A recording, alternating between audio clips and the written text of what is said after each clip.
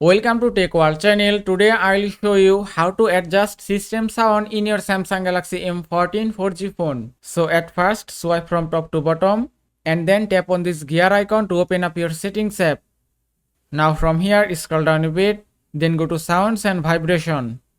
And here you can see system sound option. Then just tap on system sound. Now from here you can adjust your system sound. You can increase or decrease your system sound volume from here.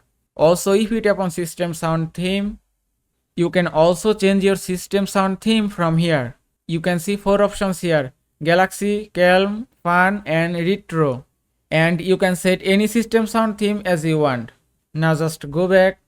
From here you can also enable or disable your tap sound, dialing keypad sound, Samsung keyboard sound, charging sound and screen lock unlock sound. Now if you go to your home screen and then press your volume key, then tap on 3 dots, you can also adjust your system sound from here. And that is how you can adjust system sound in your Samsung Galaxy M14 4G phone. I hope this video was helpful. If it was, please give it a like and don't forget to subscribe.